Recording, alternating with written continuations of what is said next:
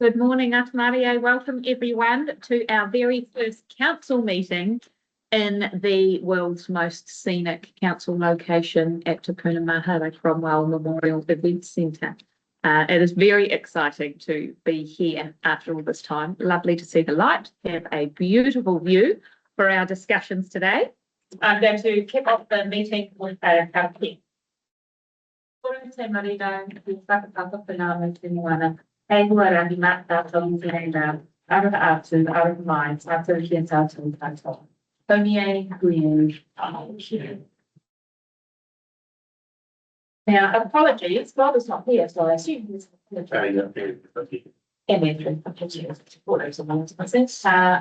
to move that those apologies to Manager Bob be accepted. Curtis is happy to second those. Thank you.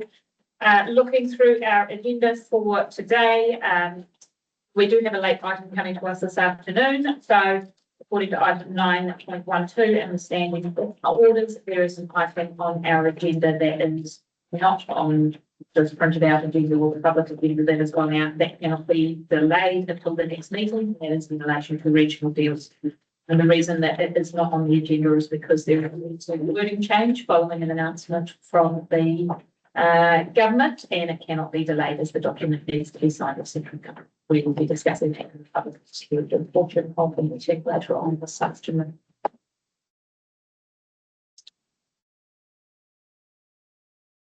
We don't have anybody for the public forum. No, we do, Graham, but he's not here. So no, we don't have anybody there for the public forum. There's not to make it of minutes, which begin on page 7. I'm happy to confirm those. Thank you, Tracy. Seconded. Thank you, Nathan. All those in favour? Against? Carried. Declarations of interest begin on page 23. Just a reminder to frequently check those to let Wayne know if there's anything that needs to be added, removed, or amended. We decide for anything that we can do. Is there anything on the agenda today that anybody wants to note at this point in the meeting? The library strategy with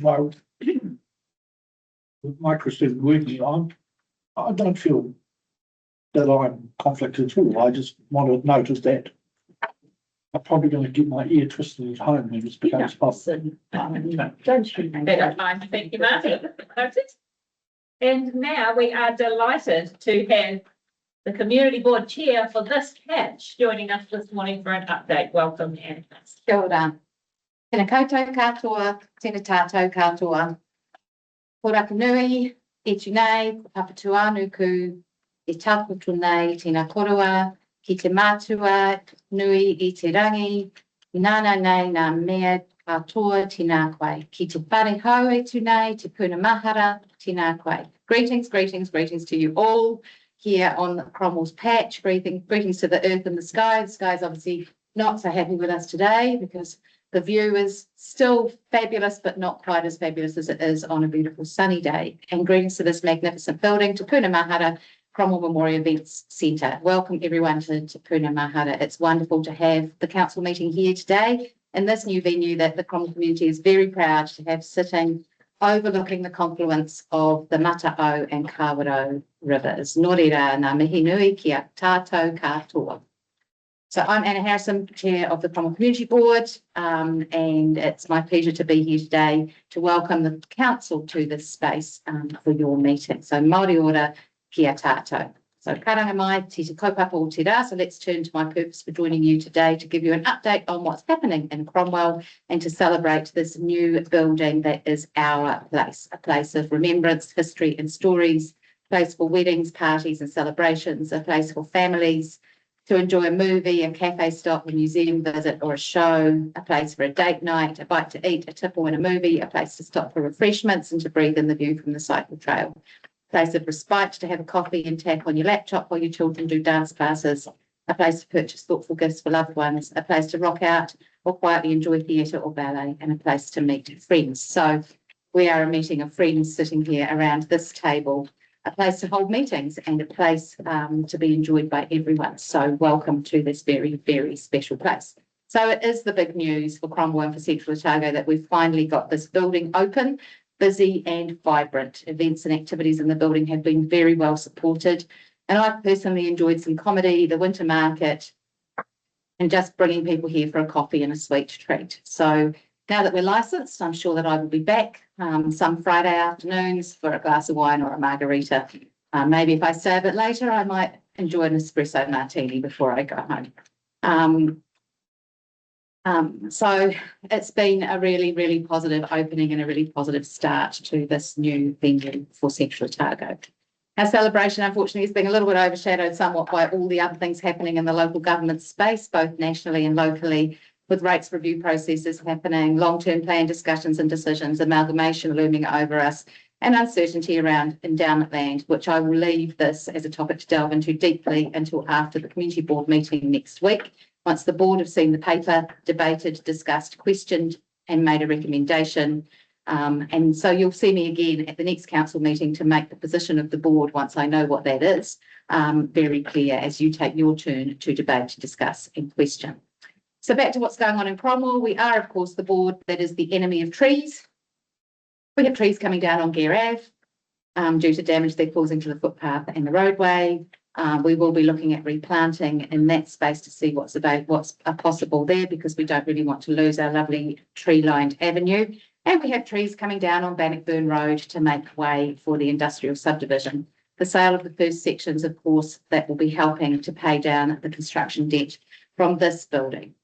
All going to plan. Proceeds from land sales at Bannockburn Road will also help to fund our town centre redevelopment. And one of the items that is the top of the community board wish list as we go into long-term plan process is an indoor sports venue of some description in our town. We know that the PSG, which includes people around this table, as long with CCB, is meeting regularly to talk all things town centre. And we've got some other things going on in the background as well. Rotary and Lions want to gift us a splash pad, which sounds very exciting, but seems to be something that is also an ongoing enormous cost. So we need a bit more information before we can confidently accept this generous gift. An arena is about to be built on the Racecourse Reserve for the Central Otago Tracks and Wheels event at Easter next year. It's going to be big enough to fit a rugby field in the centre of it, which will be established at a later date. But I would encourage you all, if you've got a Massey Ferguson or a Massey Harris hiding in a shed somewhere, to bring it out. There will be a world record attempt at the event at Easter next year, which will be very exciting. It should be, or could be, has the potential to be one of the biggest events bringing in people from outside the district into Central Otago that we have seen. Te Hui Kawai, the Cromwell Museum, of course, is an integral part of this building and is relishing its new position in Te Puna Mahara, and their visitor numbers are skyrocketing. We know there was a lot of debate about whether it was good use of money to put the museum in here, but certainly the interest in people going through that space and visiting the exhibition and visiting the regular displays have been really, really encouraging. Long-standing chair of the museum, I just want to acknowledge Martin Anderson, who has been chair of the Cromwell Museum Trust for a very long time, was instrumental in working alongside council and community board to get the result that we have at, in this building here today, bringing his board and his volunteers along on the journey with him. Has stepped down from that position after many, many years in the role. He and his wife Sue are taking time to spend time together.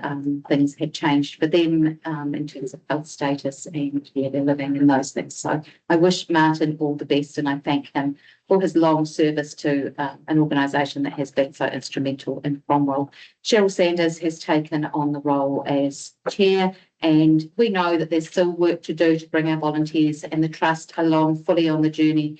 There's a lot of change for them. This is a very different scenario of a museum than we had in the mall. So there's inevitable changes to their ways of working. They're working really closely with David and his team to make sure that this is all done in a positive way. So that's pretty much what I have for you in terms of what's going on in Cromwell. This is the biggest news in Cromwell at the moment. So, so welcome. Thank you very much. Has anybody got any questions? Pardon? Not busy. No, we're not busy. Not busy. Never busy. Thank you We so really much. appreciate you taking time out of that, come down. Not a problem. In fact, you're in Cromwell made it very easy just to nip down in our morning tea break at school. So Okay. no doubt I will go back to many wet children because Cromwell kids cannot cope with the rain and they will all have been in the puddles at morning tea. So have a happy day and I will see you again the next one. Pardon? Just make sure that's sorted out by 3 o'clock. I think yours should be okay. It's smaller ones that will be worse from the top to bottom. Cheers. Thanks, Dad. Perfect, thank you. Now we move across to our community vision and experience portfolio. 26-10-3, the targets on your report. Gentlemen. Very good news story. Hopefully. Thanks. So this is being an Owen from Supported Target. So council gets Supported Target grant, carry out a lot of community sport related projects and programs. And I'm going to give you an update on what we've had over the last 12 months with that. Good, leave to you guys. Thanks, Gordy. So kia ora. Yeah, as said, I'm Ben. So I am a sport and active recreation advisor for Sport Otago, but we are under the regional office of Sport Central. My focus is predominantly in the Central Otago district region. So this region, we've got Owen here. Kia ora koutou, I'm Owen Booth, I'm the General Manager of Programs at Sport Otago, based out of Dunedin. Cool. And we're here to represent a bigger team. Sorry, I work in sport, not tech. So Point to it. Put it in the white shirt. That's the other one. The other guy. always later. Yeah, there we go. Cool. So here's our wider team. So as you might see, there's another Hamilton up there. That is my wife, who has just been on maternity leave. So she's starting back part-time with us in September, which is great. We had Riley Chandler, who covered for her for the last 7 months. And she's been awesome working in the play and physical education space. We've also got Monique Kerr, who is our health coach and healthy lifestyles advisor here in Cromwell. So she works out at medical centres, and we'll get into a bit more about what she does later on. And we've also got Jo Knight, who some of you might know is previously in my role, focusing in Central Otago District, but she's moved over and now focuses more on the QLDC side, being Wanaka and Queenstown. We also have another health coach based in Alexandra as well. That role is currently vacant. We're interviewing for that role next week. Cool. So let's get into a bit about what we've done over the last 12 months. So first of all, thank you very much for your investment into what we do. It means that we can get out there, talk to the community and find out exactly what they want. And you'll see a lot of what we have here is actually from what the community has voiced that they've wanted over the last 12 months. So first of all, we have our play outcomes. So I know this is probably exciting due to your play strategy that was done over the last sort of 12 to 18 months. I know Kate supported quite a bit. So essentially, high-level outcomes were 30 organisations across the district used our equipment from our play shed, which is awesome. We hosted some play days that saw roughly 300 locals playing Cromwell, Alexandra and Ranfurly. And we'll look to do that again this summer, which was absolutely awesome. Just simple days where we have our equipment out there. We have Mr. Whippy come along, have social sizzles and just let Whānau enjoy themselves after school. And then, so we supported, you guys probably know a little bit more about this than me specifically, but the CRDC and Sport New Zealand Play Initiative Hui, Innovation Hui. I believe we put a lot of support into that as well. So, but that was through Riley as well. We move to the next one. So this is our PE space. So this is working in the primary schools. We lead the PALS training. So that's the physical activity leaders training across all the primary schools here. So we had 5 schools participate in the PALS training this year and 56 students were trained up. So the PALS essentially is we go in, teach them a few tricks and trades on how to get some stuff running at lunchtimes or after school. And they become sort of 5 to 10 leaders in their school where they go around and lead physical activity initiatives and sort of come up with their own programs, which is great. And then we meet up with them again halfway through the year called a PALS Fizz Up Day. So this year we had 75 tamariki from the 5 schools come along and they actually delivered their initiatives to us, which was really cool, and to each other. So it's really cool to see that growth and continue to support them through their journey. We had some healthy active learning support. So this is where our play and PE advisors go into the primary schools and work with the teachers to try and upskill them and how they deliver their healthy active learning initiatives, essentially. So focus was on Terrace Primary School and Cromwell College, and this was around introducing kia rahi to several schools, which has been something highlighted over the last 12 months around a lot of the schools wanting to learn a bit more about kia rahi. So we've internally upskilled a lot more around that, and we're going to try and over the next 12 months get some competitions running across the district. Pretty cool. And then two Manawa applications, which is our grant funding. We supported Terrace School to obtain funding in 2 funding rounds this year. Just add to that, being something that we actually accidentally left off the presentation is around the Learn to Swim program. So that's a partnership with council and with Central Lakes Trust. And that sees basically children years 1 to 8 get basically free, very low cost swimming lessons. Something that's around 2,300 kids that went through that program this year. That's been well supported by council and Central Lakes Trust. Hoping to renew that for another 3 years in November. Cool. And now we'll move into active recreation, which is more my field, so I can talk a little bit deeper to some of things here. Prior to probably early 2025, I had some Cromwell community runners come to me and talk about a park run. Obviously off the back of the Alexandria Park Run or the Central Otago Rail Trail park run. Cromwell sort of wanted one here, so that was awesome. And I got a group of the community together to see if it was really, really wanted, and turns out it was. So I worked over the last 6 months of 2025 with the wonderful people at Land Information New Zealand to get permission to run a park run from Alpha Street Reserve to the just before the boat ramp at down here, Nuinoti Inlet.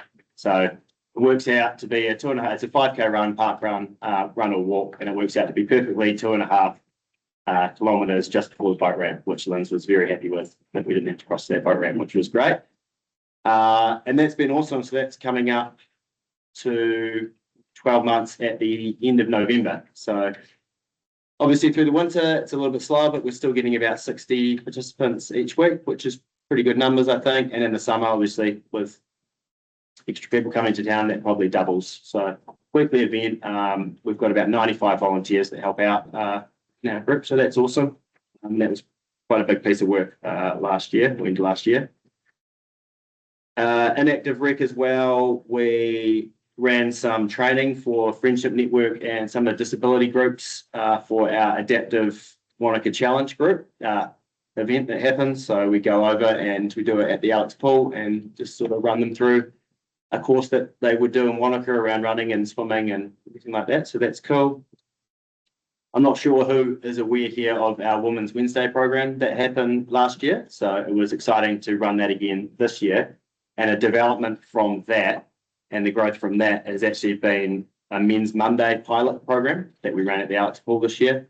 So essentially we wanted to target, well, we heard through Women's Wednesday that, well, we all know essentially that there are a lot of men out there that can't swim and sort of hide away and don't talk about it. So we thought we'd offer this program and just see what happens and see who turns up. And from the first week, we just were doing a 3-week pilot program and we had 3 people turn up 1 week. The next week, they all brought a friend, so we had 6. And then by the week 3, we had 9. And I know this doesn't sound like huge numbers, but I think that's a huge positive step in this, to be honest. And people have started talking about it from the community. And through that, we got feedback from them. And we ended up offering a 6-week program. So all up, it was 9 weeks. And I've actually got some awesome quotes from some of our attendees at that program.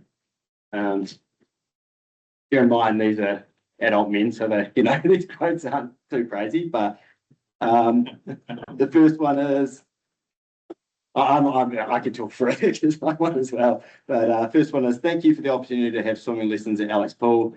I appreciate the voluntary staff who came in and supported us. Before starting, I was an embarrassed 72-year-old who couldn't swim, and by the last lesson was swimming without aids. I now attend the pool at least twice a week to improve. I hope you can continue to support this program going forward. That was great feedback.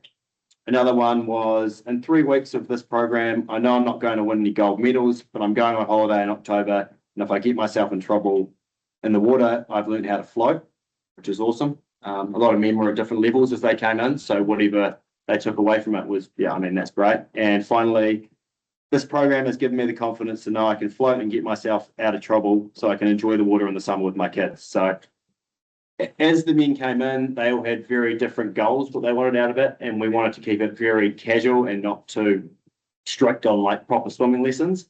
We did have some great coaches and people there, but it was just around going around the men and finding out their goals and working with them individually. So we've had conversations about developing that program further. The next step with that is wanting to get some stuff in the summer done actually in the lake, because it's great doing these programs, but I don't want anyone to leave these programs thinking that they can swim in open water. So we want to make sure that we can control that transition into open water.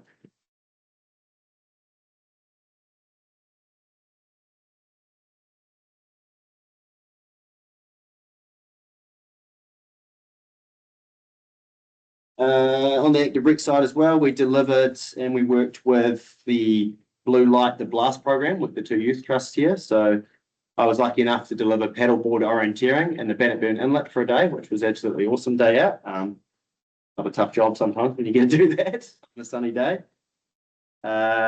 We have a, sorry, that one. Oh, that's right, I can just talk to it. Yeah.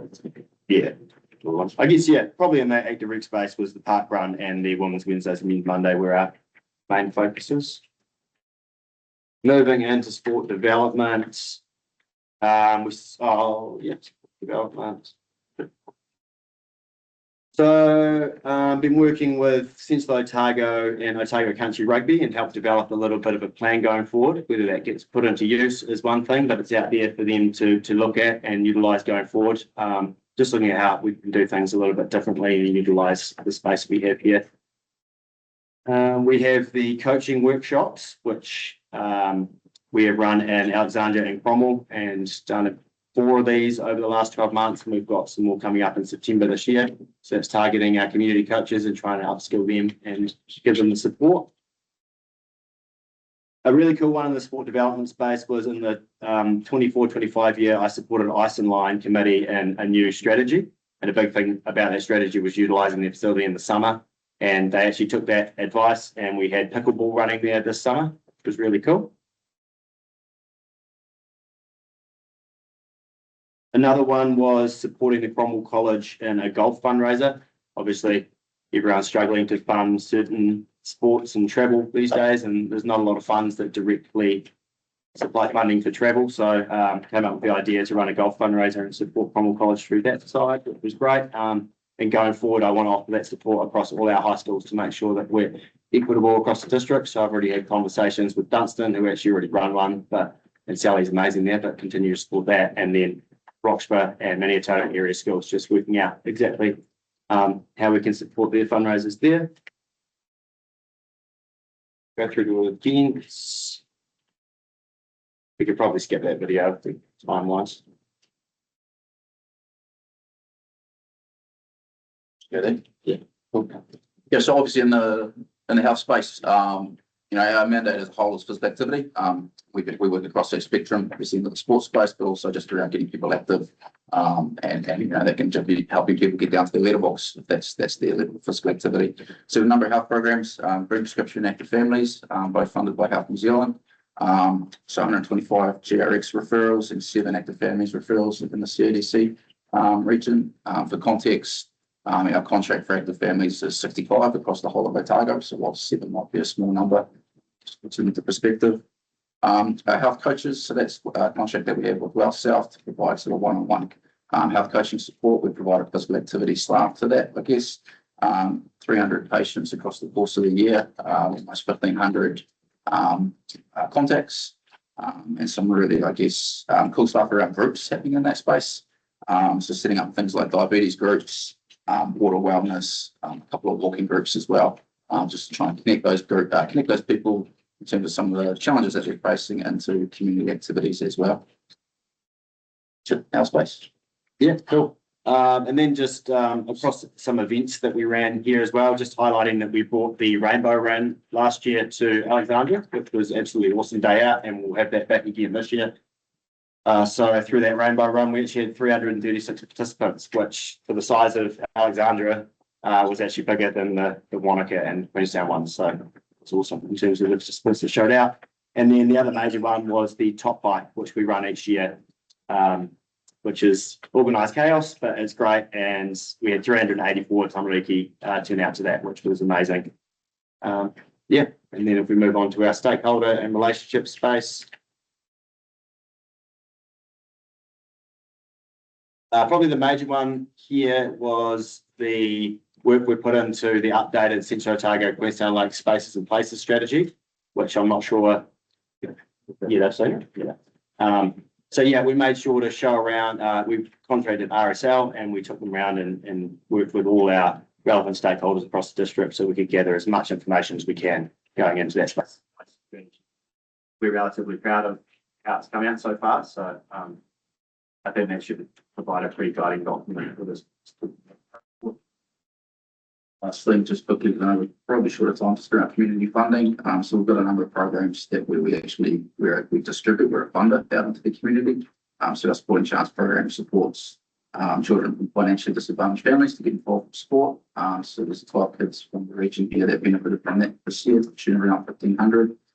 We gave out around $120,000 through to Manawa, which I've been into before, to around 16 different organisations, and our Skies Foundation supporting semi-high performance athletes or those athletes that are looking to move into that high performance space. So 22 athletes from the region funded to the tune of around $10,000 this year as well. Yeah, questions? Yeah, I've got a couple. So the Skies funding is only 120,000% for Otago or Otago? Skies funding, the 120,000 we gave out was for Te Manawa. That's a different fund. Skies Foundation funding is separate from that. There's no set criteria as to where that money goes. It depends on applicants. Per capita, we get more through here as well, due to the nature of what we fund. A lot of individual sports get funding through Skies Foundation. It's just the nature of the athletes that we have through Central Queensland. And I guess what's changed, I'm just reading up a bit more again about your health initiatives.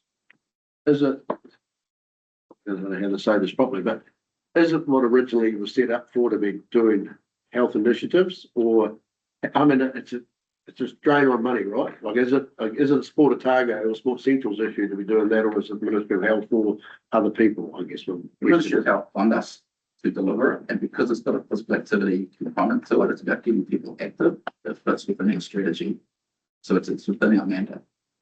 Yeah, so I guess my argument would be a limited amount of money, but if it's coming from them and we're administering on their behalf, it's a bit different. None of the council, yeah, it's a good point, actually. None of the council funding that CDC give us goes into those programs. The funding we get from CDC goes very much directly into Ben and Kate's role, the roles that we've been working on here. I guess that's my point. I mean, if we're looking at that, I mean, there's a lot more on there than used to be there 10 years ago. Yeah. So there's a lot more, the scope's a lot wider. That's good. I said it's no precedent, just comment that I'm involved in different things there from the public side, like council side. I think what you're doing is, in my time I'm involved with Sport Central and Sport Otago, it's improved relationship with community we deliver, and I think it's awesome. And I've got a pal and he loves it. And I think programs like that sound a little bit, yeah, it's nice, but what our communities all only exist on volunteer hours, like none of our recreation stuff would be here without all of those. And growing those kids from, like my son's 10 and he's learning how to teach 6-year-olds how to do something. Next year he's going to coach a hockey team because he's got the skills for that. And that means our hockey club grows. And then my daughter's a netball coach now because she did it years ago. We're growing the next generation of people like us who come in and do that. So those programs don't sound like much, but I think they are really fundamental to keeping communities like this going and thriving. We've looked for ways over the years to try and track pals to figure out where they are, what they get back, and it's proved too challenging. But we do get lots of anecdotal stories like all of the that, anecdotal feedback where they've been pal, and they're now back at their school doing some coaching and some recruiting. And now, I mean, I've got two kids that have been through the program and both of them coach studies already, you know, but it's just watching programs like that, they don't sound like the engagement's huge maybe, or that it's not a good return, but I can guarantee that you're getting like tenfold back what you're putting in. And the same with the swimming.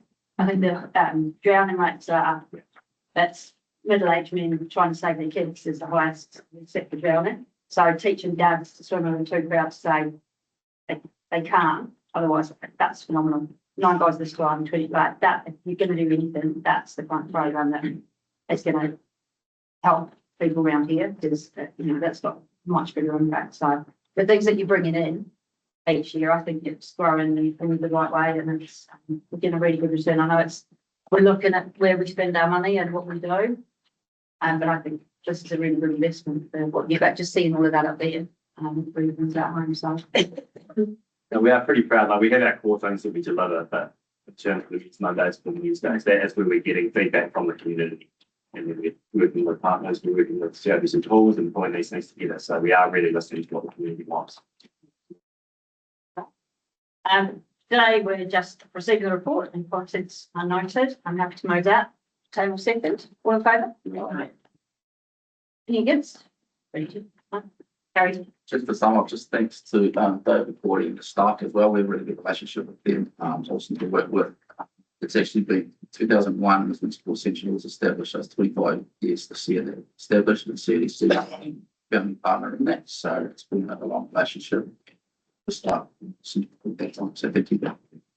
Thank you. Both ways, guys. Thank you. All right. More good news stories. Gordy, stay there. 26-10-4. Welcome to Country Isle Sign. Yes, so this is a request from the Paddy Rower Community Group to put a welcome to Paddy Rower sign on the Paddy Rower Recreation Reserve. So this needs council to approve that, and then they'll get it down by waiver plan approval. So it's not a resource consent, but this is no. This is consent because the land is designated under the district plan, and there's no.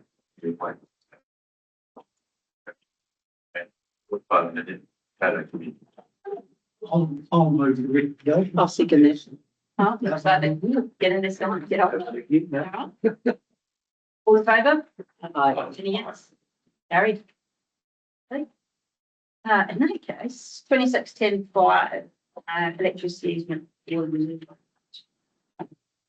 So this is a requirement from Aurora to upgrade some of the electricity infrastructure in Cromwell due to the growth. They have originally had an easement through a number of roads, but I've had another look at that, and it would be much easier and less disruptive to the community, and currently cheaper to but then they've been going through a number of reserves within the report, and for me the board has supported that process. So this is here for the council to grant its committee for those easements under its delegated to conservation. If not, any questions? Question? They're going to upgrade the reserves on the way past. They'll Fill in the put in the holes. hole and grass it, so you won't know after 6 months. Most of the time it's getting to do, so I'd upgrade it. Yeah. The maps are in there that show where it's going. Longer red lines, but some of them seem up close to the trees. Yeah, we'll have arborists on site, so they will look at it outside the root impact zones. Yeah, so they can take some pretty quick. Peaceful and open for the next one. Okay, so recommendation is see the report agrees as per the 4-point plan not being enough eventually. Authorise the chief executive to fix. Everybody move that? China, second, Nathan, all in favour? Yes. Carried. Thanks, Gordy. That's 26-10-6. Emma has a library strategy to share with us. What is that? Before we move to hopefully moving the report, I just wanted to make a couple of minutes for asking you questions. Answering any questions. First of all, I just want to say that we're really proud to have gotten this report to this stage. It's very vibrant and interesting for the community to engage with. We've managed to do this in under a year, which is pretty quick for strategy. And I just want to talk about the image on the front of the strategy. So this is Jade. She is 7 years old and she is a community leader. And Joe Nuts, I believe it can see. It's from page 55. yeah. And she comes to the Alexandra Library every week. She comes to use it to read graphic novels, to hang out with her little brother. She loves to play board games with her parents in the library. They take them home books and DVDs, and she loves participating in small holiday programs. So in 10 years' time, Jade will be 17. And so we wanted to put someone on the front cover who this strategy is really about. We're building a library service for the generations coming through, and this is our opportunity to do that. This document, I think, is even more important now with amalgamation on the table. We will be able to turn up to whatever that looks like, saying this is our community's voice. And this is what they said was important about our library services and what we want to protect. And just a final note on growth. So I just put the new, we just had the financial year. We've had an extra 32,000 people through our libraries across the district. And so that's an increase of 25%. So when we're looking at residency through the LTP, we're putting those people, just thinking about the volume that's coming through the door. Any questions? Well, we've got a question. Document's awesome. And I really like the historical timeline. Yeah. And I like how in 1874 Roxburgh did a bit of fundraising for the sales. Might be an idea going forward. Maybe should start that again. It's been a while. Get the Ouija board out. With it. Buy a horse stock, I don't. Yeah, same as Nathan, great. Kids in libraries, great. Kid as a member of the libraries, signing up to a library rather than TikTok is very beneficial for a lot of kids. So, You can access TikTok on your free yeah, full credit there, not a lot. Page 62, building projects on the horizon, particularly in Cromwell for chance to create spaces. There's building in the Quebec Valley soon to be built, and we might want to think about too. Just put that out. I know that they're doing. Yeah, that was more a plug. Well, you get lots of the photo you got on there, there's someone like old Charlie ready to be a little bigger than. But no, We great, don't want great. to. Karen? It's a wonderful document. I know Jade, she's the perfect person to have on the front of our library strategy. And I just, that 32,000 extra people through the library doors is not a surprise. There is never no one there when I go to the libraries.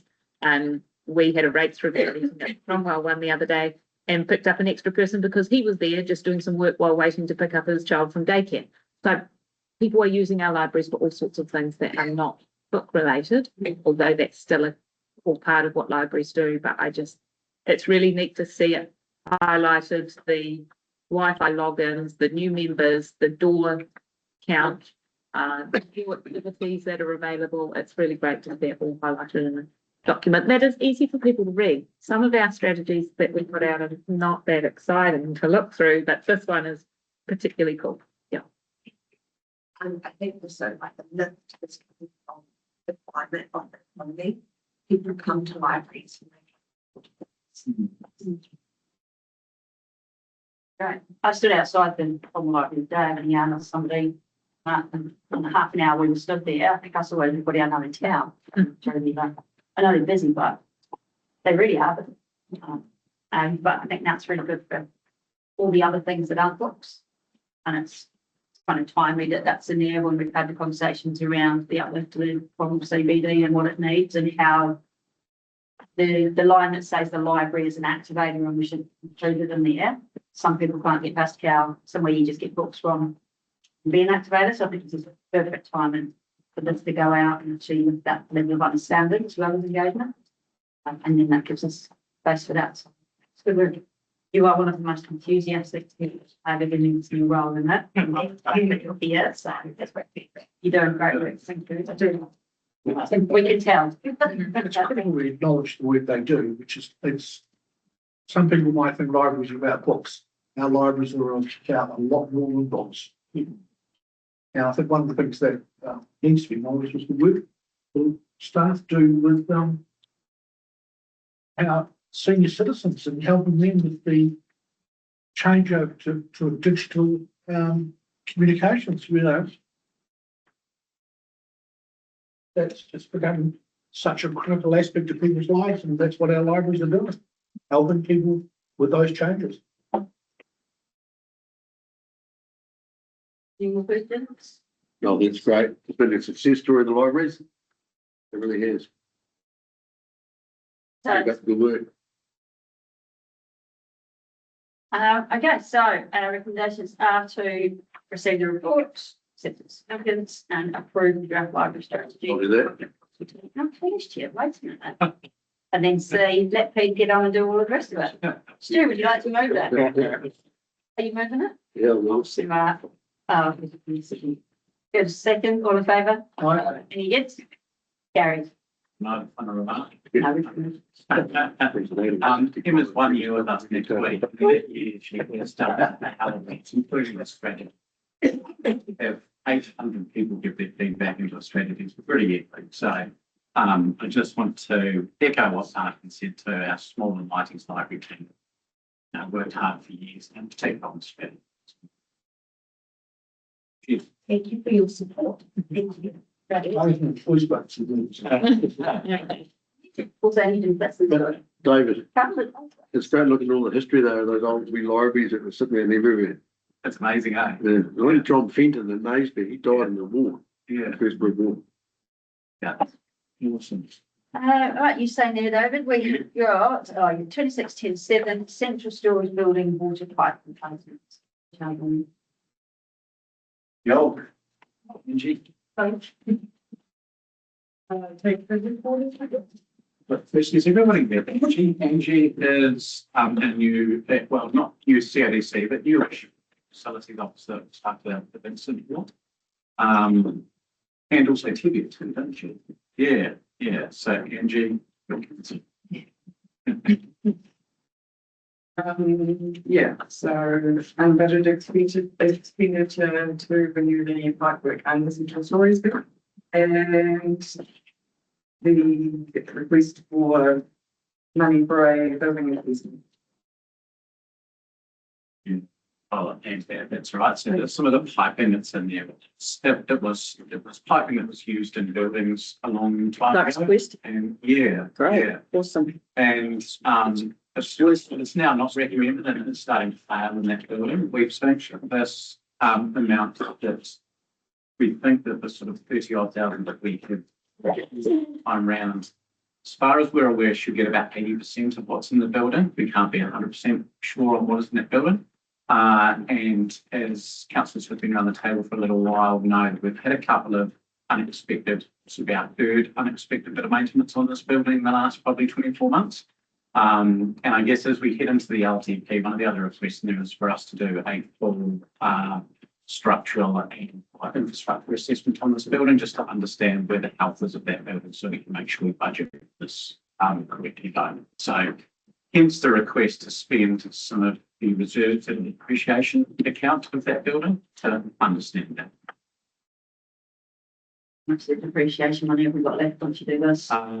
Rough numbers, I think we had about 170 in the account, so I think it'll be probably over 100,000 left. Right, just. No, questions? The essential works. Yeah, the repairs to date, have they been in the pad? The last ones were in Japan, so you see when you're starting to get big, it's more expensive. Yeah, so. Residual Just sort of- damage costs. What was that, sorry? Any residual damage costs? This time was there, I think it was mainly just in the walling and things, so paint and things like that, nothing too bad. Last time it's been a while. So, yeah, I don't think it was as bad residual as this time. As the BCB's refund made you mind, the first time I went this, there was minor damages to exhibits for the important time. But what council started when they had to again recognise that was the issue of the type of piping. On a personal level, I've had one of my old house up on Bridge Hill. We had to do the whole lot, $50,000 to replace it.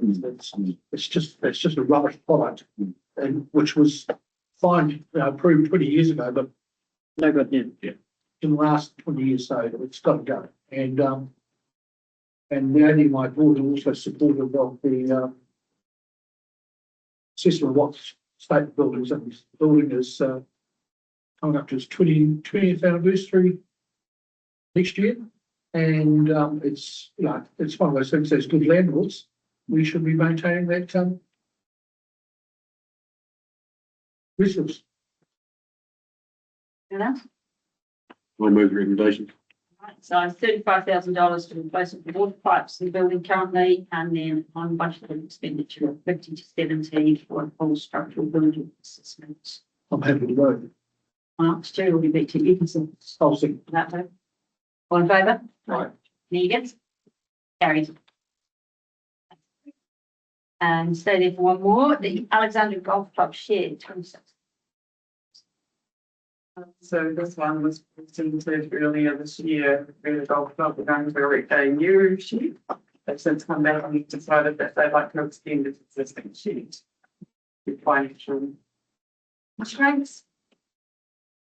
I'm happy to move with recommendations. Any questions? I'll second. No. There you go. That was easy. All in favour? Yeah. Carried. Thanks, Sam. That's me. Stu. Please, 16. Voting? No. Not on my name. Not on mine, Stephen. You've got. No. Oh, that's later. Oh, we're going to the Commonwealth Mini Golf first. Sorry.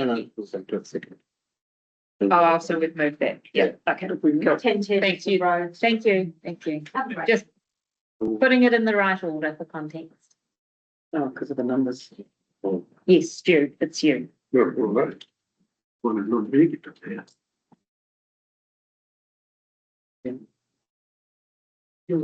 2610.10, well done, John. Road stopping application part of an unnamed legal road adjacent to Cubic Road, Middlesbrough. Take the report as read. You'll note a wee bit of a change in my reports and recommendation after the review of your policy and the advice we've received, we're just covering both things in the resolution. So that as we go on the Public Works Act process and it fails, we can go on to the LGA process. So, thinking that you approve the recommendation. In questions? Doesn't interfere with the rail trail, since some Cubic Road Reserve. No, that's only, if you can look at the. It's very close. Yeah, it's very close, but yeah, it's on the boundaries of the property from the road. Where's the road, John? Oh. It's very close. I was right on. It's in the angle, don't you? Any questions? Questions? Bring the Cubic Committee Board in there. If we move. Yeah. It's moved, you want to second it? Payment, all those in favour? Aye. Carried, thank you, and we've set 1011 on page 111.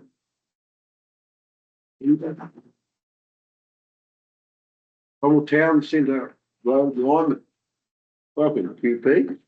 And those who meet, this is Carly Cameron. Carly, welcome. Program planner who's been pulling this work together and driving this work ahead. So bit of an overview of the paper. So there's a couple of options here, and we are still awaiting confirmation if there is any potential for NZTA subsidy this financial year to enable construction this summer. We still don't have confirmation of that, and noting that a delay in decision does start to impact on the ability to then deliver this piece of work. So we essentially have a deadline of 30th of September to enable that work. So the resolution we are looking for is around enabling the chief executive to authorise this work if the NZTA subsidy does become available. Alternatively, there are two options then around council holding funding this summer versus deferring and putting it as part of our LTP bid to NZTA with the potential of co-funding being available from 1 July 27. And I guess, do you mind to just touch on the construction plan if it was to proceed for summer versus what we look to?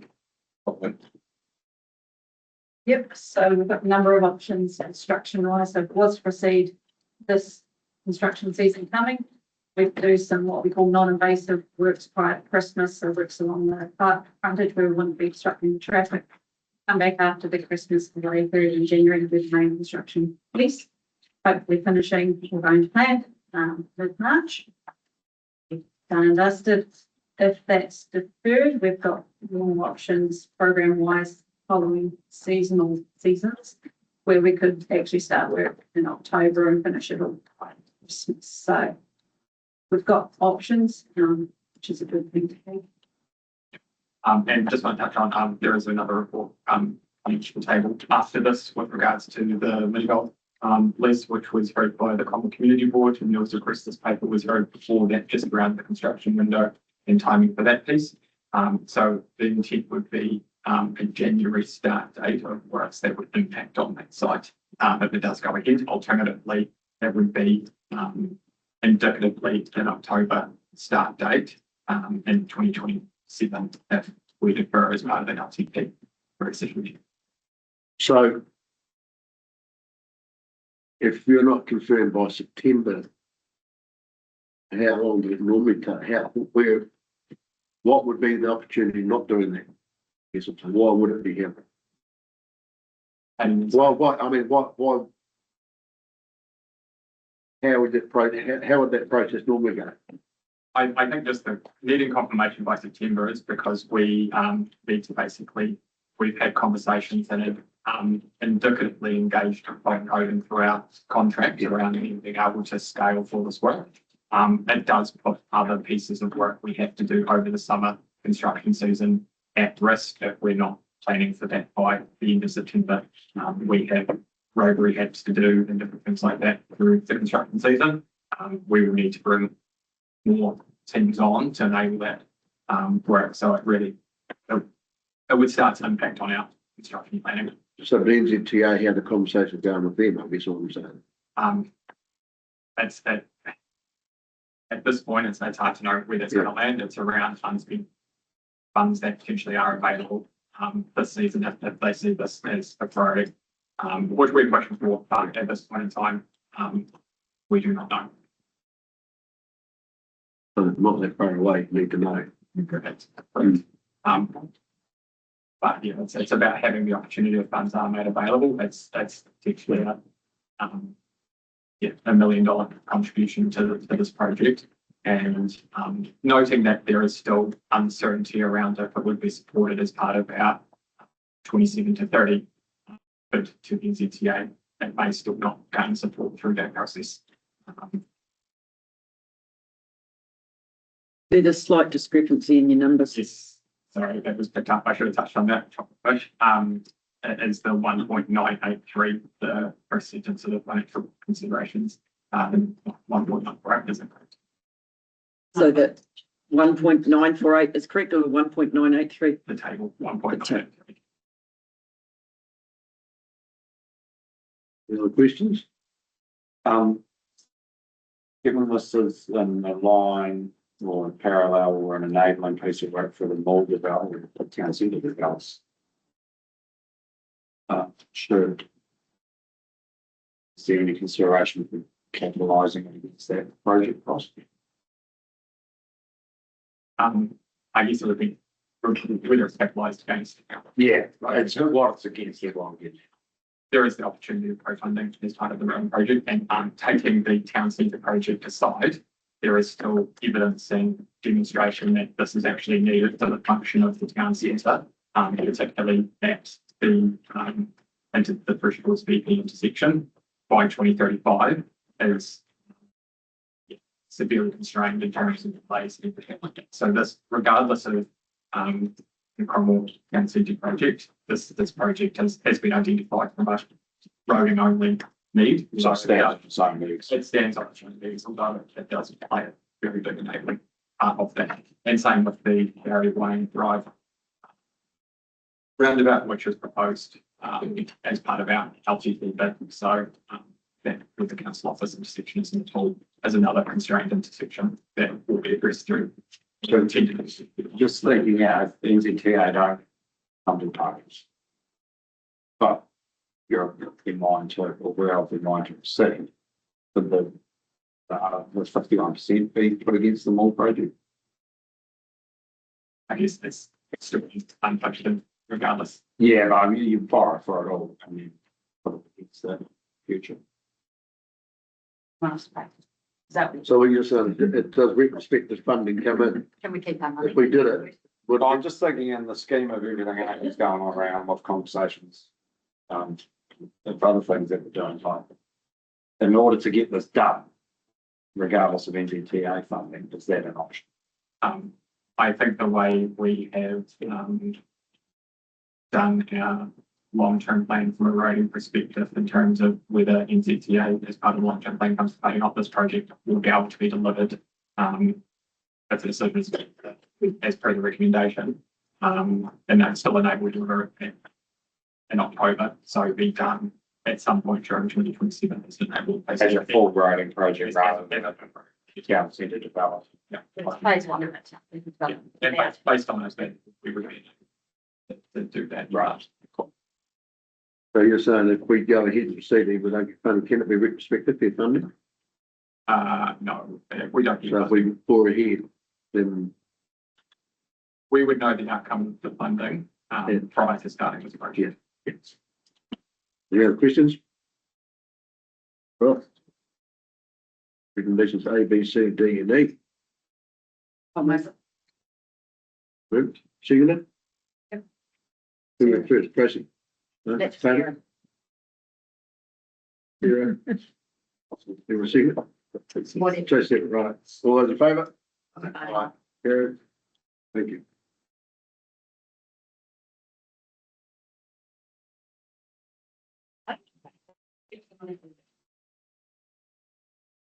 A live conversation with Lisa. Yeah. Right, we're back to you, Sarah. That's it. This. All right, one more. And as we have just heard, the Cromwell Mini Golf license to occupy expiry. So yes, we've, in preparation of the realignment and the redevelopment of the Cromwell Town Centre, we have had to give indication to the mini golf that the lease has expired. They went on a license to occupy, which they haven't signed. But that license to occupy expires on the 30th of November. So we're proposing that, and for the Cromwell Community Board's recommendation as well, that we end the license to occupy the 30th of November, but then go on a month-by-month basis, depending on the realignment outcome. If it starts in January, then obviously we'll only, it's just to allow them to continue business for the December period at least, which is quite a high income period for them. Question. That sounds like a practical. This Solution. was a lengthy discussion, quite a passionate discussion with CCB, around few circles. And I think the feeling from us was that more than anything, we don't want tumbleweeds on something that's right in the middle of town. We haven't got much going on in that front of the mall as it is. So one more thing that's dead isn't a good look. So being practical, we can live month by month, and I'm just a bit of contention about the lease not having been signed. There's a bit, but in good faith, we'll say operate as long as it's practically possible until the road does take over that. And I think it's the best thing for the town, not so much their business, and obviously it's good, but from our point of view, it's about what the town looks like and enabling that activity more than anything as long as possible. Thanks.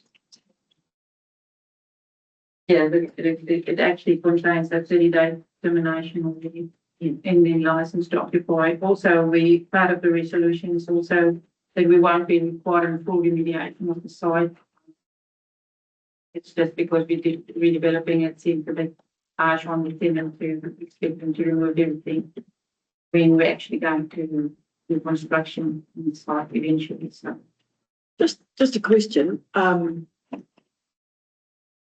just following on from Sarah's thinking, at the finish of their lease arrangements or the occupation arrangements,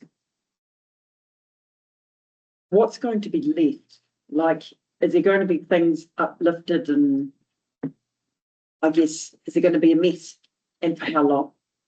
Because it would just tying in for what Sarah's saying. Yeah, that is a change. Put out around the requirement to remediate. Essentially realigning the right. We're going to Understand that. So essentially what that would be saying is that the tenant can take off what they'd like to take off, then everything that's left behind becomes our responsibility. Yeah. And it was a thing that staff we thought was a good pay given the road through there. So the road realignment takes about 1-2 of the holes out of the land, but the rest is left. So it's going to be something that, because we're not developing that straight away, it's only the road. There is going to be some work needed to make it not look like an abandoned golf course. Did you discuss that option of it staying but in a reduced? We discussed every option. And that. From our end, that's been, so from your end, it's been up in the. Yeah, it's a bit of a challenge given that we're sort of going to go through and then we don't have our back road with Galvin. They think it's going to their entire business plan further into the reserve. And I think the other part as well is that the business owner jump into Sarah, but it's looking to retire as well over the next sort of couple of 3-5 years with the actually sort of thought. So When it came, it was contentious because she was looking at selling the business and it wasn't really sellable given the all of the and so that was the first issue. That's why the lease hadn't been signed. That's where that goes back to. But since then, obviously, she's realised that the business isn't really able to be sold. So now it's about winding it down practically on what we'll be doing, and she will just carry on for as long as that's possible, and then it will just wind on. Can I just say, following from what Tracy was, if and once that road does go through, and I mean, in what example left there, right beside the road, will it not have to be removed because, like, pretty quickly, that was going to be something where right beside the road, kids will jump the fence and get in there and just start. It's going to have to be remediated. Still what they're saying is that we would take care of that thing. So you will actually get rid of all of that. We'll have to know the site, but and so part of the lease and license to occupy that's that they would usually do, and that's usually a clause we've set. Yeah, but you will actually remove all of the vacation there. You'll have to do something like that. Yeah, okay. Is that budgeted for within the road project or not? It won't be because it's. But between QP and I will have to have that conversation. I'd imagine police sits with me. So given we look after property and need to clean it up, that'll be a cost that sits. So Council working day, pretty cool. Yeah. Well, we've done the roundabout, some other things. Any more questions? No? Okay, so we're going to receive your report. Significance agrees that notice be issued to the licensee, vacate mini golf site to enable realignment, Murray Terrace, Hull Street intersection, and support future development on the Big Fruit Reserve. on or before 30th November 26, consistent versions of the licence. Do not provide full remediation of sites.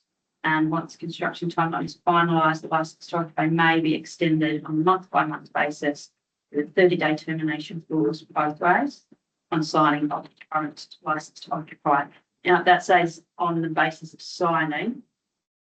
It's currently But if it's unsigned, where do we go if she doesn't have to sign that? really gone yet, but Okay. that would be I think, an extension. We can only really move into the 30-day options after this. Once it's signed. Currently, we've been invoicing here, which makes the contract in place. They've been paying, we now have a contract. If there was no invoicing, potentially we wouldn't have a contract, but we'd probably need to get some advice on it if we wanted to move forward. But I also think that we have a very willing person on the other end. But I think it should do that, especially if it's meeting. Okay. We'll subside that then. All right, next, I'll move that for a second. Favour? All in favour? Yeah. Any against? Carried. Who owns the building? They own the building. All the, You know. all the little bit. Now, for this next one, which is coming from planning, so I'll hand that over to Tracy, but Wayne has something to do first. You ready? Oh, I hope you brought that in your birthday. Probably give me a birthday. I'm happy to announce that that came in my shopping yesterday. 404. 404. Gonna come off the. Oh, Okay, so I'll pass this over and there will probably be quite a few people watching online, I'm sure. Yes.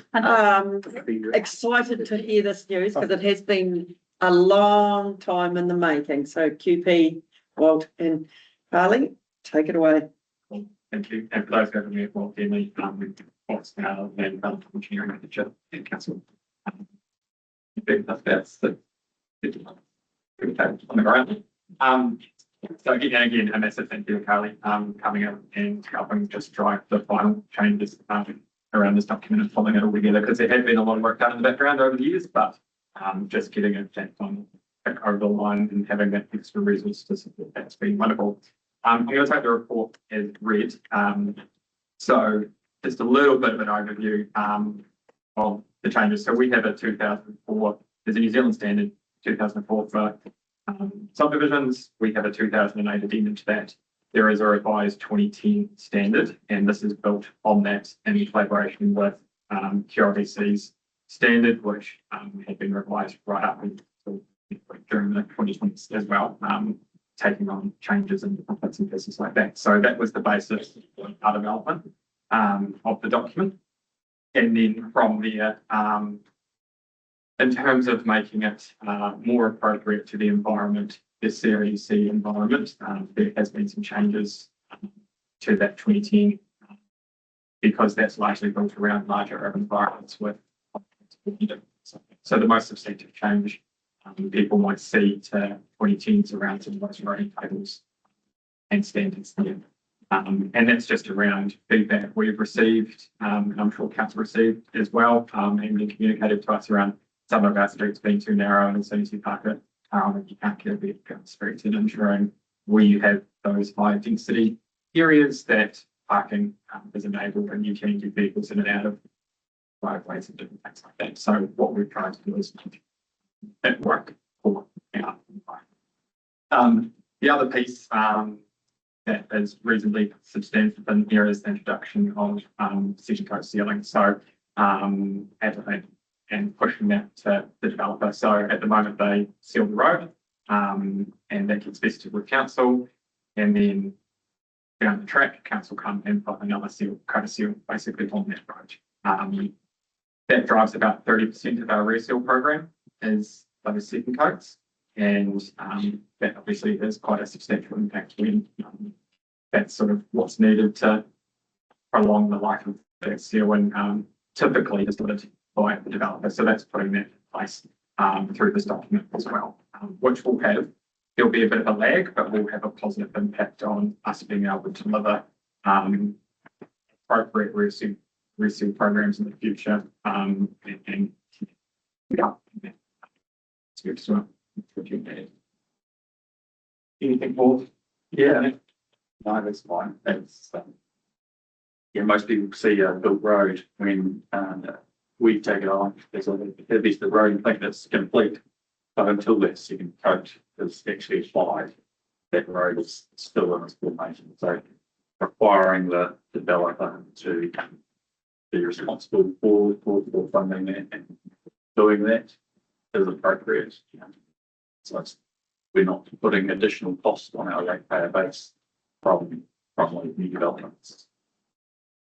So we're proposing to go up for consultation from the 7th of September to the 5th of October. And as part of the resolution, we just have to make an amendment to recommendation D with the outlining the council selects to hear submissions as well. Yeah, any questions? Yes. With your water specific stuff on, how does that work? Yep, so When we it's make, basically in the document in those sections Yeah. that refers to, so Julie gave an update a few months ago just around where things are from a development point of view in the water space, and they're using 2010 as it is drafted, as well as the draft National Engineering Design Standards as well, to guide the process through development. So that's tagged in this document, and that's how they're dealing with those aspects. So I suppose there's a code of practice, like somewhere when it's not us next year, you know. it'll be like, so this will be conditioned in a consent. So when someone applies for a resource consent, there'll be a condition requiring them to design to this, and then water will have an appropriate condition as well around their requirements for design and under the National Engineering Design Standards for 2010. So it happens through the consent and the actual conditions. Any further questions? Okay, all right. Mover and seconder, all happy to move there. Stu, gave me the nod. All those in favour? Just around, sorry, Oh. there's the panel, elected members to hear submissions. Oh, yes, of course. I forgot about that part. Apologies. 3 elected members. Did you want, did you want the current? Is it anyone? Does it matter? Our job. No. Who Who do you want? Who do I want? This is around hearing submissions as opposed Yeah, to. as into that. So it doesn't, Based yeah. on experience, I think. See, but, What date did you think the we would just set that up, in collaboration with Wayne and the individuals, but, Yeah, month. and noting that we've said 3 elected members, council could choose to, put an additional elected member on that and different things of, that respect, but you could use the. do you need to have them, right, we agree in principle. right now? Okay. Does anyone have a burning desire to be on that? I'm interested in it. If anybody wants to know. Yeah. I nominate Sarah Martin and Tracy. Oh, yeah. Yeah. Right, okay. Any objections, any additions? Well, it looks like the 3, there's 3 people, including myself. Yeah. Note on that, please, Wayne. Yeah. Thank you. Okay, so recommendations A through E. We did have myself and Stu. Not sure now I can recommend myself, but that's, I'll move it for. yeah, I'll still second it. thank you. All those in favour? Against? Carried. Brilliant. Yay, Thank you. Well done, team. well done. Right. To beat. Yeah, that's exciting, Wayne, for the next one. We are fast moving and we are ahead a little bit. So Alex is joining us on, oh, you're going to take over, Gordy? Yeah, Alex is here. This is here online. Yeah. To take us through Parks and Memorials Policy Renewal, page 307. And David is going to be a support act, just in case we can't hear Alex. No, Alex is. Yeah. Can you hear us? If not, yeah. She's there, she can hear us, but we can't hear her.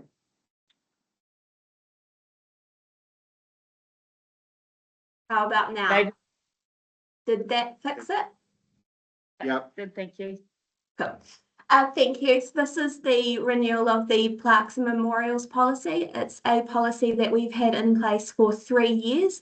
There are two primary reasons for this policy. The first one is because we were getting requests to put memorials in public spaces where we felt it was out of use with the rest of the use of the reserve, such as an active space for a quiet memorial. And the second is that we were getting requests for some memorials that were very fresh, straight after a death that was causing some challenges in administering them. We popped a process around that included a bit more time just to let some of those emotions settle and think through the best place for each memorial, and to make sure that council were involved anytime a memorial went to a place that might change the look and feel of a space. So that's what the policy does. We have had it in place for 3 years with no issues. We found it's largely solved the issues we want it to, but the one change we'd like to make is just to make sure in a small, easy case that Gordy is able to approve something like a bench that would be paid for by a member of public in the right spot. So we are looking to see if you're happy for this one to go back in as is, noting I will remove the word forthcoming at the end. That refers to a future strategy that's now in place. Thank you. Any questions on that? Seems to be working quite well. The request. That's what I'm trying to. Yeah, we like the. Just, can I ask a question? It's like, if there was ever, if you felt, you had this delegation and you felt that there was an issue, what would be your process? Yeah. Yeah. Yeah. But it can be voted for staff and pay it, so. Yeah. Of the whole. Yeah. Okay. Thank you. Curtis. You happy to move it? Thank you. A seconder, thank you, Cheryl. All those in favour? Against? Carried.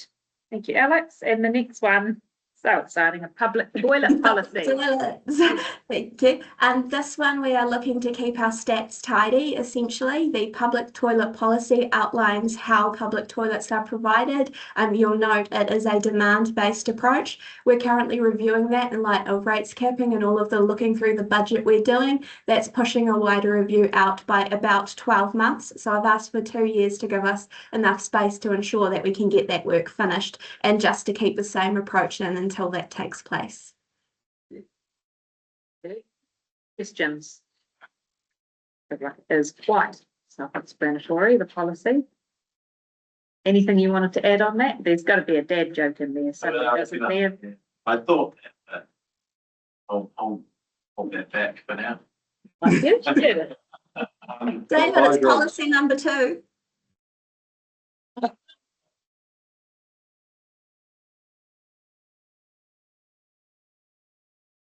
Hydro facility would be delegated, was your decision. It's operation. Yeah, depending on, again, similar. Yeah, it was similar to that one. Yeah, is that they can be. Yeah, that's what I'm getting. Really sort of public, you know, Yeah. so we would run it here. It was, Because, especially most of them are a level of service that are required to a community.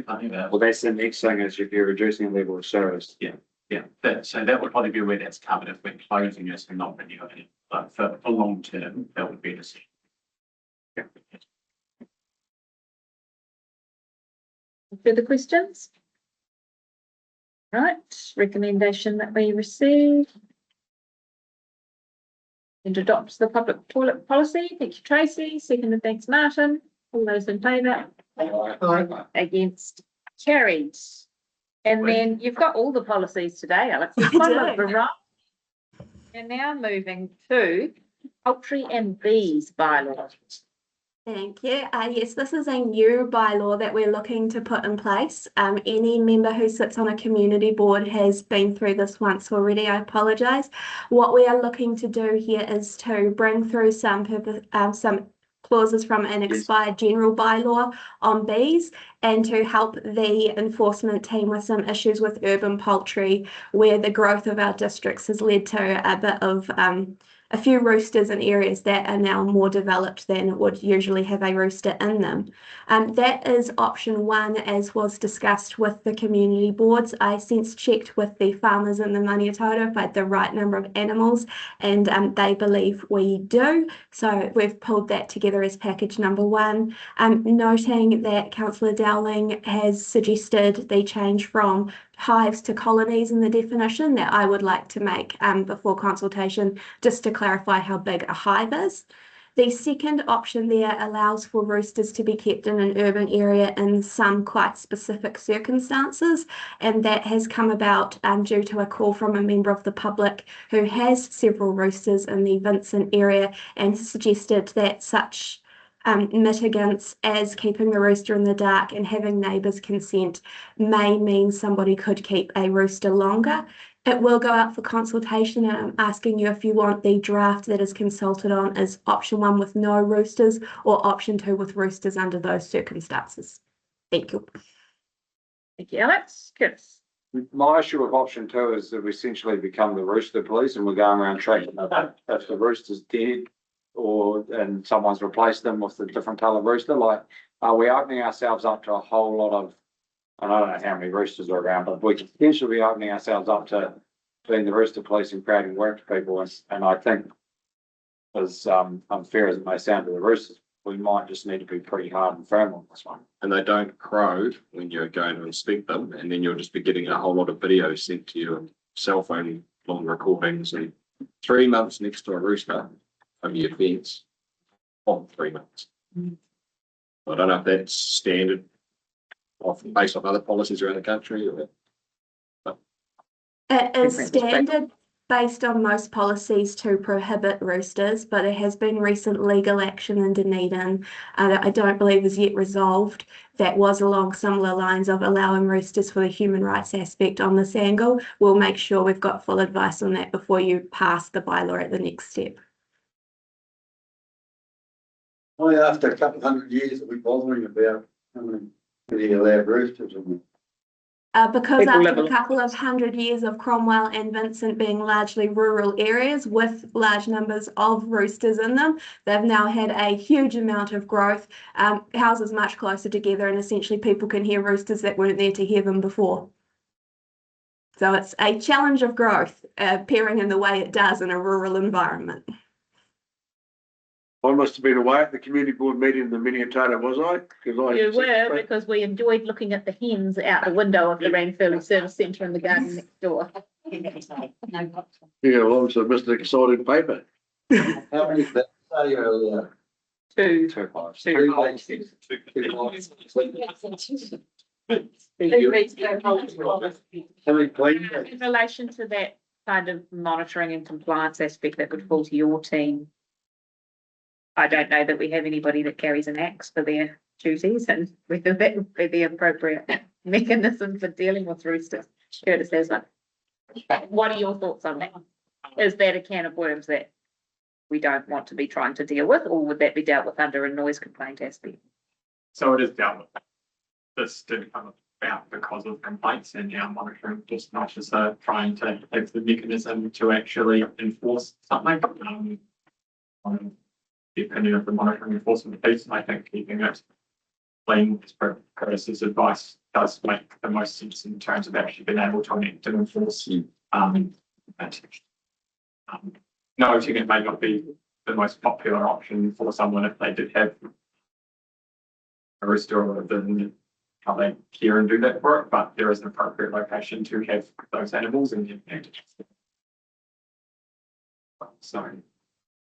It's really no different to having a barking dog, like, Yeah. it's a barking dog gets in trouble. So a crowing rooster is the same You can't impact. go and rehome a barking dog though. Well, Yeah. remember what your comment about if you've got too many dogs and only one bag of dog biscuits?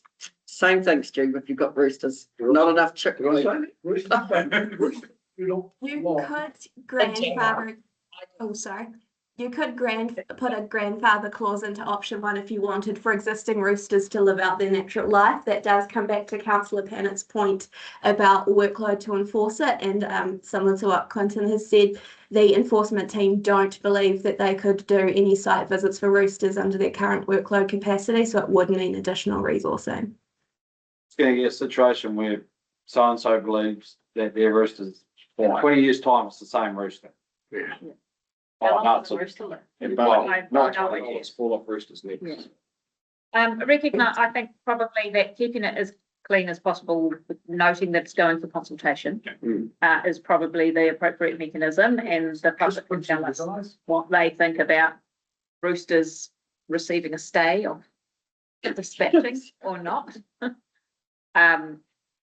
It's become more of a challenge in town, and we're not talking about properties out in the country or in those kind of really more rural areas. We're talking about in town. It's going for consultation. Are you happy with that, Alex, that we just keep it clean? Yes, please. Because I'm aware that there will be a hearing, could I please have 2 members who are really interested in coming to hear and debate this through? I'm pretty sure Curtis has put his hand up for that one. He's a little rooster. Who's the I old? got to say, who's the old? He gets the old. Tails aren't walking around, Actually, that's a really good idea, those two. Well, I'm telling you that. Yeah, we'll sort it, Yeah, and our community, some of their neighbours dropped off 8 roosters in our place one day, so Your We'll two take members, roosters to our place, that's right. yeah, we'll rehome them. they can go and live out a natural life on Stu and Curtis's farms. Stu and Curtis will be your 2 members to hear the submissions, please. Yeah. Charlie's got some spare land as well, so a Cromwell based Put bird. a sanctuary out, a hole for roosters. So recommendation A, B, C, D and E will be appoints councillors Bennett and Duncan to hear any submissions if required. And I have a mover. I'm gonna Thank you, put, Cheryl, and a seconder. Thank you, Tracy. All those in favour? Against? Carried. All right, thank you. Thank you, Alex. Yeah. Move to your one. yeah. Okay, they're on wax. We're still a little bit ahead, so we're going to move to the Certified Local Governance Advanced Practitioner Program, which is on page 371. Those, Remains. today's paper is read. A few weeks ago now, I sent out a message to everyone to ask if you're interested in being part of this program. It's run, it's like a joint thing between LGNZ and Victoria University. And it's open to any elected members who come from an LGNZ affiliated. So we had 2 people express interest in starting, being Carl Sanders from BCB and also Andrew Garner from here. And so since council is in charge of purse strings, we have to seek permission for them to start that. The only other thing I'll say is that we haven't gone to PCB just yet, because the program starts on the 21st of September, and if we had waited to go PCB council, then it would have started before we had the mission. So we're going to talk to them on the 7th of. I'm happy to move recommendation now. I'll second it. You. All those in favour? Aye. Against? Carried. Okay. we will cover off my mayor's report, which starts on page 374. It feels like, because I write this a week in advance, it just is almost redundant by the time we get to the actual meeting. But there has been a lot on the calendar in the last month. A lot on council governance and decision making in our long-term plan process. And a huge amount of effort has gone in from the team to provide additional information to councillors, which is very much appreciated. Community board engagement has also been a key feature of the month, and understanding that each community board operates quite differently in our area, which has been really neat to see what's been happening with each board and what their priorities are and what they are focusing on. There's been a strong focus on local government reform and the future shape of local democracy. On the 7th of August, after a huge week of work from elected members and council staff, we submitted a joint Head Start proposal with Clutha District Council that included Queenstown Lakes District. I received a substantial amount of feedback on that, both online and in person. Our proposal was not about absorbing the debt, the issues, the challenges, or the boundaries of another council. Our proposal is about ensuring the voices of smaller towns and communities are not lost in the wash of a larger entity. And while we wait to hear from the Beehive about which proposals might progress, I remain confident that this option gives Central Otago the best opportunity to be at the table. Caveat that with the announcement from the Minister for Local Government this week that a rates cap will apply to councils from 2029, and note that the costs of any form of amalgamation or shared services with another council will have to be provided for within that 4% cap, which becomes increasingly challenging. National and sector advocacy have featured prominently. We attended a rural and provincial sector meeting.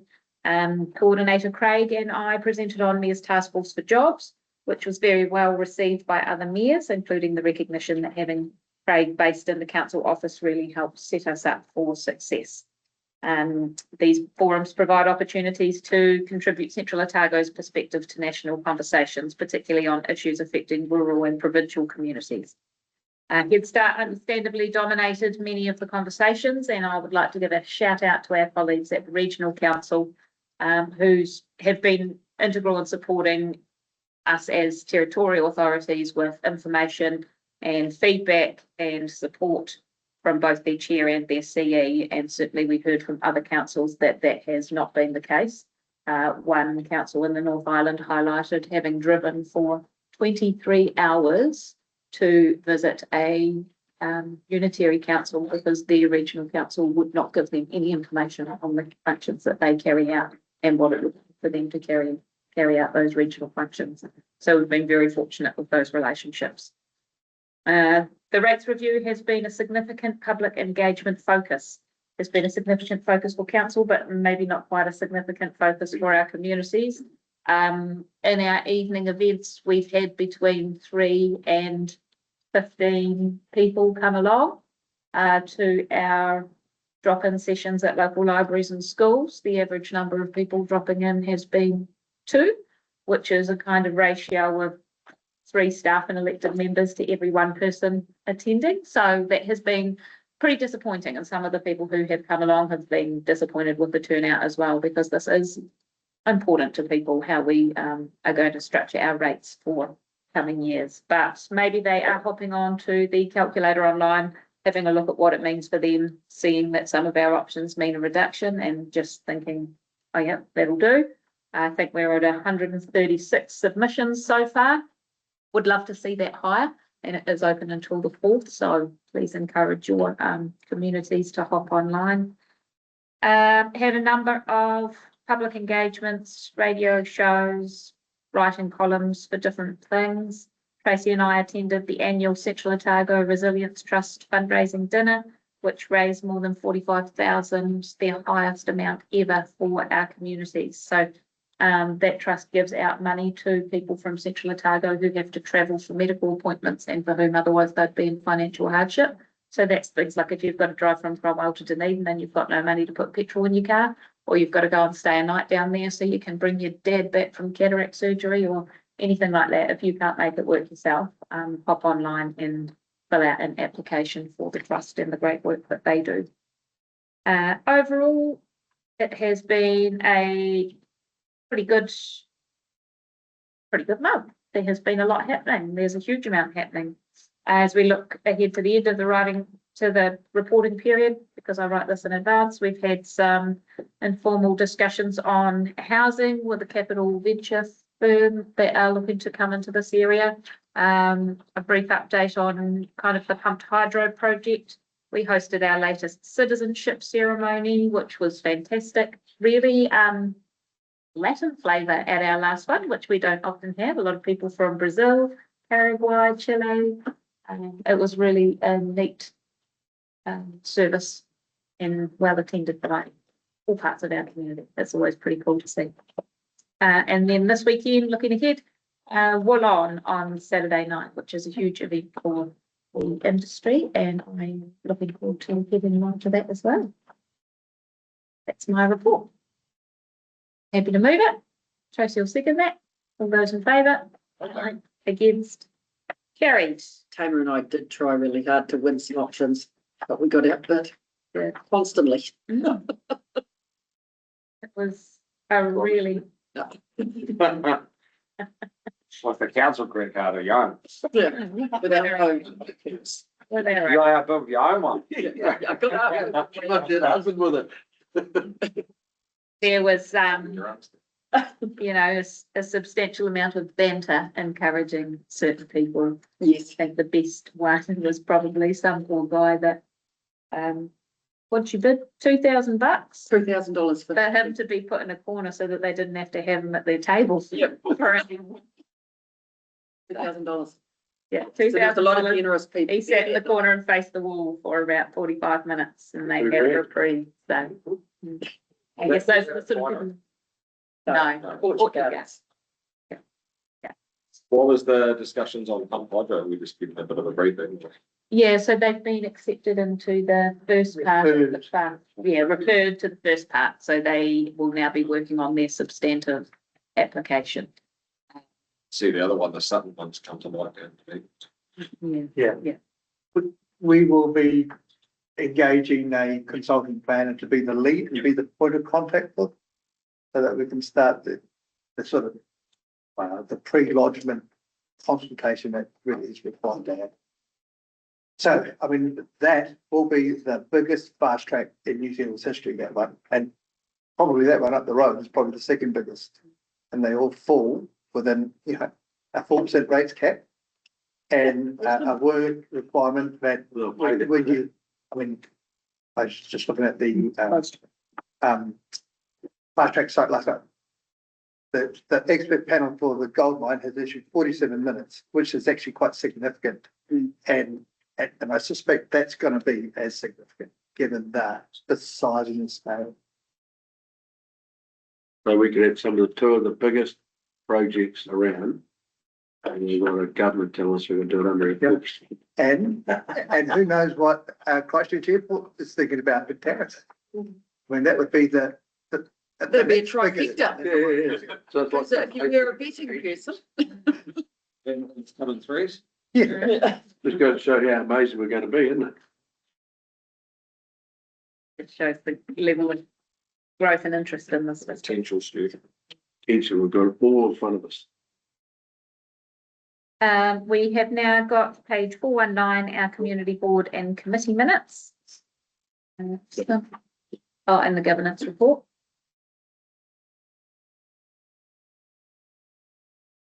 Anybody got any comments on those or the status updates? Those updates closing. It will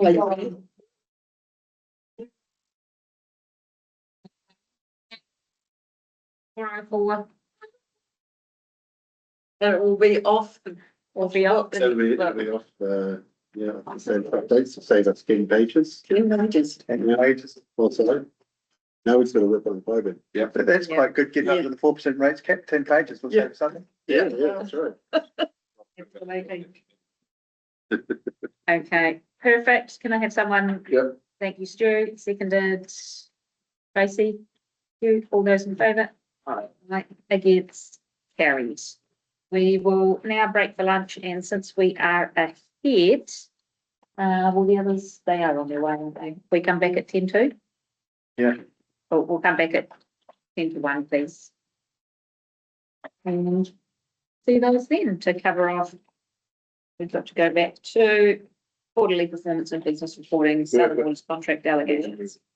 We're saving money, my question. Should I suppose? Thanks,